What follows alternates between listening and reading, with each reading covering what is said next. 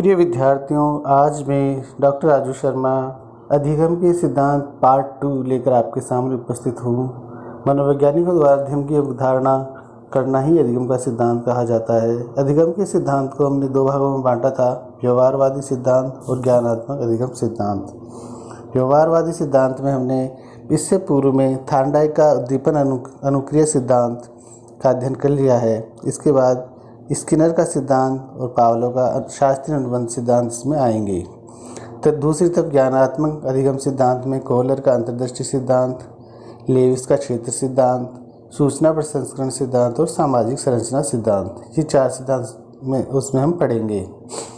व्यवहारवादी अधिगम सिद्धांत, जैसा कि मैंने कहा था कि व्यवहारवादी अधिगम सिद्धांत, व्यवहारवादी जितने भी हैं, पावलोव, स्किनर, थार्नडाइक, ये सब मुख्य रूप से व्यवहार पर जोर देते हैं, बालक के व्यवहार को वातावरण पर जोर देते हैं और ये कहते हैं कि वातावरण को बदलकर या वातावरण के द्वारा ही बालक का विकास मनोवांछित तरीके से किया जा सकता है। वाटसन ने तो यहाँ तक कहा था कि मुझे कोई भी एक बालक लाके दे दो और फिर आप मुझे बताओ कि मुझे उसे क्या बनाना है, डॉक्टर, इंजीनियर या और अन्य कुछ भी। इसी प्रकार दूसरा हम सिद्धांत देखते हैं, स्किनर का क्रिया प्रस्तुत सिद्धांत। यह सिद्धांत B.F. स्किनर ने 1938 में प्रतिपादित किया था। स्किनर का क्रिया प्रस्तुत का आधार पुनर्बलन को माना जाता है, हालांकि इसके मूल में प्रयत्न एवं भूल सिद्धांत ही है। अगर हम देखें तो थार्नडाइक के सिद्धांत और स्किनर के सिद्धांत में मूल रूप से ये अंतर है कि थार्नडाइक के सिद्धांत में उत्प्रेरक को महत्व दिया गया है, जबकि स्किनर के सिद्धांत में मुख्य रूप से पुनर्बलन को महत्व दिया है।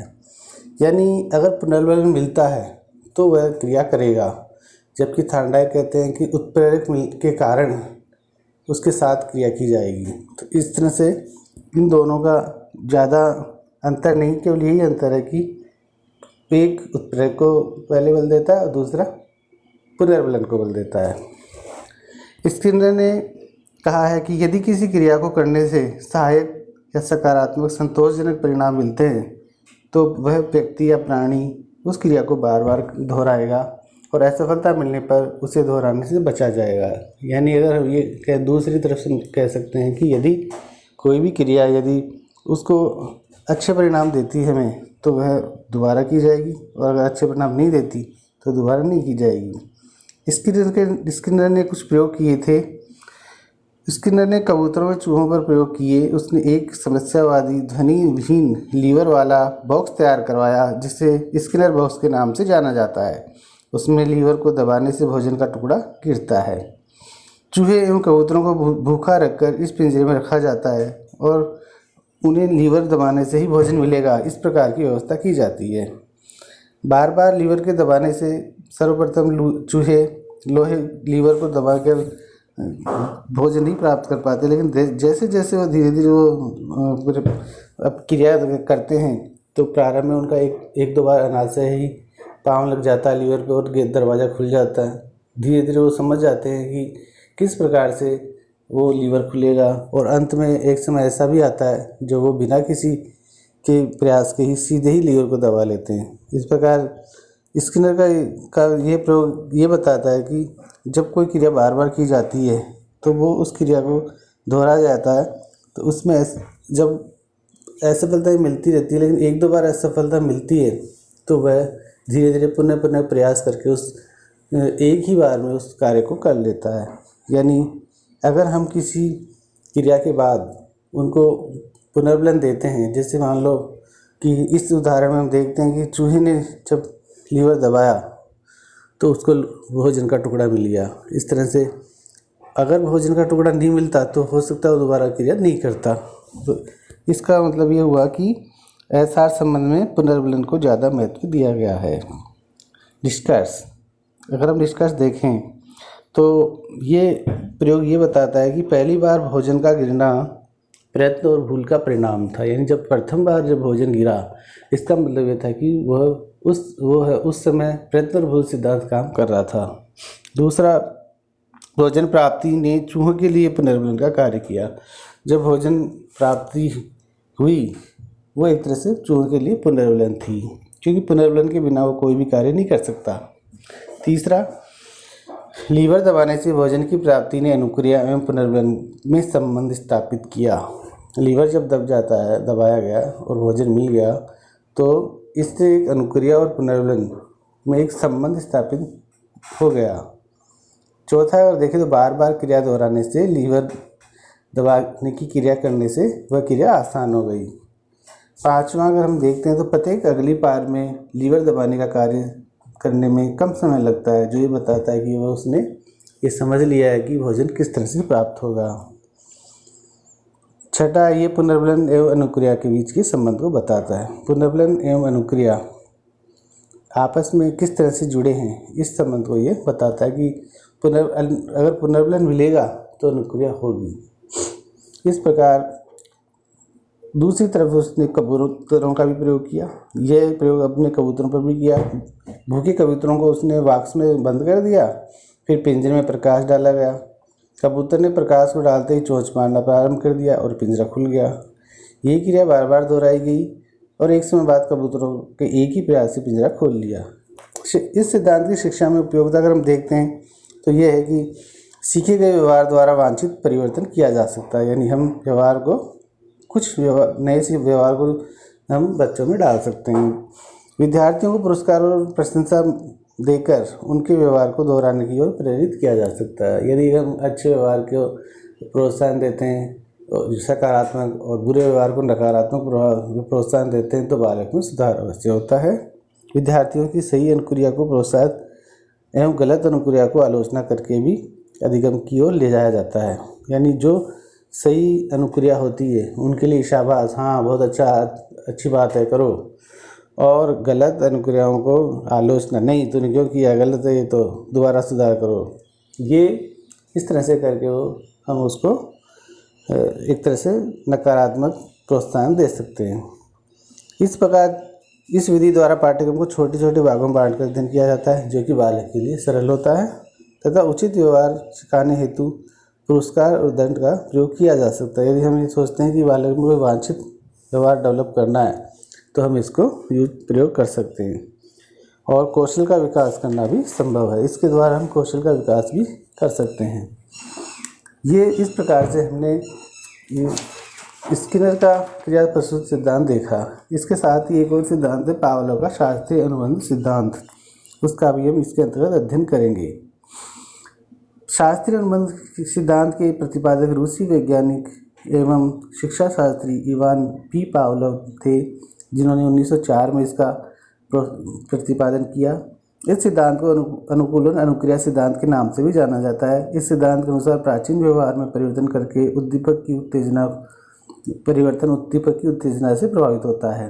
अनुकूलित अनुक्रिया का अभिप्राय अस्वाभाविक उत्तेजना के प्रति स्वाभाविक क्रिया के उत्पन्न होने से है। यानी अस्वाभाविक उत्तेजना के प्रति अगर हम स्वाभाविक क्रिया करते हैं तो ये एक अनुकूलित अनुक्रिया का उदाहरण होगा। बर्नार्ड के अनुसार अनुकूलित अनुक्रिया उत्तेजना का बार बार दोहराने के फलस्वरूप व्यवहार का स्वचालन है। इसमें उत्तेजना का संबंध पहले किसी और अनुक्रिया के साथ होता है, किंतु उसके अंत में अनुक्रिया स्वयं एक उत्तेजक का रूप धारण कर लेती है। यानी पहले जो कोई भी अनुक्रिया किसी उत्तेजना से जुड़ी थी, बाद में उसमें परिवर्तन हो जाता है। पावलोव के अनुसार उत्तेजक एवं अनुक्रिया यानी एस और आर के बीच के संबंध स्थापित होना ही शास्त्रीय अनुबंध कहलाता है। यानी एस और आर दोनों के बीच जो संबंध स्थापित होता है वो शास्त्रीय अनुबंध कहलाएगा। इसका प्रयोग पावलोव ने अपने सिद्धांत को कुत्ते पर प्रयोग किया। उसने कुत्ते को लार की ग्रंथि का ऑपरेशन करके उसे कांच की नली से जोड़ दिया। उस नली को कांच के ऊपर से जाड़ से जोड़ दिया, जिसमें सांप उसकी लार गिरे तो सांप नजर आ जाए और वो उसमें एकत्रित भी हो जाए। और सबसे पहले उस कुत्ते को भूखा रखा गया। भूखा रख के उसको ये सारे उससे लगाए गए। बाद में उसने भोजन दिया। भोजन जो कि एक स्वाभाविक उद्दीपक है, उसको देखते ही मुंह में लार आ जाती है, जो कि एक स्वाभाविक अनुक्रिया है। यानी भोजन स्वाभाविक उद्दीपक और लार स्वाभाविक अनुक्रिया है। स्वभाव क्रिया को सहज क्रिया भी कहा जाता है। ये एक सहज सी बात है कि अगर हमें भोजन मिलेगा तो हमारे मुंह, अगर हम भूखे हैं और हमें भोजन मिलता है तो हमारे मुंह में लार आना एक स्वभाव क्रिया है, इसमें कोई भी गलत नहीं है। दूसरे चरण में पावलोव ने कुत्ते को घंटी या कृत्रिम या अस्वाभाविक उत्तेजक बजाकर भोजन दिया जाने लगा। अब उसने पहले भोजन घंटी बजाई जाती, फिर भोजन दिया जाता। कुत्ते ने बार बार कुत्ते के सामने ये प्रयोग किया गया तो कुत्ते की लार स्राव होने लगा, और धीरे धीरे ये हो गया कि वो रोटी बिना देखे घंटी से ही उसके लार प्रवाह हो गया। यानी एक बार उसको घंटी बजाई, रोटी नहीं दी तो भी लार आ गई। यानी अब उसने अपने आप की जो क्रियाएं हैं स्वाभाविक क्रिया को अस्वाभाविक क्रिया यानी घंटी की आवाज़ से छोड़ लिया, और इस तरह से उसने रिएक्ट किया। तीसरे चरण में घंटी तो बजाई लेकिन भोजन नहीं दिया, लेकिन कुत्ते ने फिर भी उस पर रिएक्ट किया और उसके मुँह में लार आ गई। तो यह एक प्रकार से कृत्रिम या अस्वाभाविक उद्दीपक के साथ स्वाभाविक अनुक्रिया जो कि वह भोजन के साथ करता था वो भी उसके साथ करने लगा। तो इस तरह से इनमें आपस में संबंध स्थापित हुआ। यहाँ हम 2-3 चीज़ें समझाना चाहता हूँ। पहला स्वाभाविक उद्दीपक। स्वाभाविक उद्दीपक है भोजन, स्वाभाविक अनुक्रिया लार, अस्वाभाविक उद्दीपक घंटी की आवाज़, और अस्वाभाविक उद्दीपक लार का स्वाभाविक होना। यानी जो आप स्वाभाविक उद्दीपक के साथ क्रिया करता था वो कुत्ता, वही क्रिया वह अस्वाभाविक उद्दीपक के साथ भी करने लगा। तो इसलिए एक शास्त्रीय अनुबंध कहलाता है।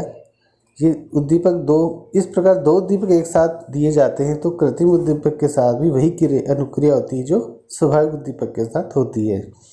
जैसे मिठाई की दुकान पर देखकर बालकों में लार आना एक स्वाभाविक क्रिया है। इस प्रकार शास्त्रीय अनुबंध को प्रभावित करने वाले कुछ कारक हैं। पहला है उद्दीपकों की प्रभावशीलता, उद्दीपक कितने प्रभावशाली हैं। दूसरा बौद्धिक क्षमता, तीसरा समय अंतराल, चौथा क्रियाओं की पुनरावृत्ति, और पांचवा बाह्य व्यवधान। शास्त्रीय अनुबंध सिद्धांत का शिक्षा में योगदान। इसके द्वारा हम क्या शिक्षा में योगदान ले सकते हैं। पहला है भाषा का विकास। भाषा विकास बालकों का जब प्रारंभिक शिशुअवस्था में होते हैं तो उनके सबसे उपयोगी विन्यास शब्द विन्यास ही होता है जो उसको सिखाया जाता है। छोटी कक्षाओं में वस्तुओं के साथ ही शब्दों को पढ़ाया जाता है। इससे सुलेख में भी उपयोगी होती है क्योंकि कोई भी चीज़ पहले दिखाकर फिर समझाई जाएगी तो ज़्यादा उपयोगी होगा। दूसरा आदत और स्वभाव निर्माण। अनुकूलन अनुक्रिया धीरे धीरे आदत का निर्माण कर लेती है। कार्य की अनुक्रिया को बार बार दोहराने से आदत बन जाती है। इस तरह से सहयोग और अनुशासन की भी सिखाया जा सकता है। तीसरा सीखने की स्वाभाविक गति। ये बालकों को सीखने की सहज और स्वाभाविक विधि है। स्किनर के अनुसार ये एक आधारभूत सिद्धांत है जिसे सीखने पर निर्भर करता है। चौथा सीखने हेतु प्रोत्साहन। प्रशंसा और प्रोत्साहन हम सीखने के लिए यूज़ करते हैं, और सीखने के लिए प्रोत्साहन का काफ़ी महत्व है। अगर हम कोई भी अच्छे काम के लिए प्रोत्साहन देंगे तो विद्यार्थियों को बालक जल्दी सीखेगा। पांचवा पॉइंट अभिव्यक्ति का विकास। इस सिद्धांत की सहायता से सामने उचित आदर्श व्यवहार प्रदर्शित करके उसमें अच्छी अभिव्यक्तियों का विकास किया जा सकता है, यानी उसका अभिव्यक्तियों का विकास भी हो सकता है। अगला मानसिक और संवेगात्मक स्थिरता का उपचार। यह सिद्धांत मनोविज्ञान की नवीन संकल्पनाएं या संभावनाएं उत्पन्न करता है। भय चिंता संबंधी रोगों को दूर कर सकता है। गणित में सहायक है क्योंकि गणित के लिए दोहराने में गणित में अनुक्रियाओं को दोहराना उपयोगी होता है और इसमें भी दोहराव होता है। सामाजिककरण में सहायक। जब इस सिद्धांत प्राणियों के व्यवहारों को सुधारने में सहायक होता है तो एक तरह से समाजीकरण में भी सहायक है। इस सिद्धांत की कुछ आलोचनाएं भी की जाती है। यह सिद्धांत मनुष्य को एक यंत्र मानकर चलता है, जो कि मनुष्य एक यंत्र नहीं हो, एक ह्यूमन बिहेव या मानव है और उसमें एक मनुष्यता या मानवीयता है। उसको हम एक यंत्र की तरह नहीं कर सकते।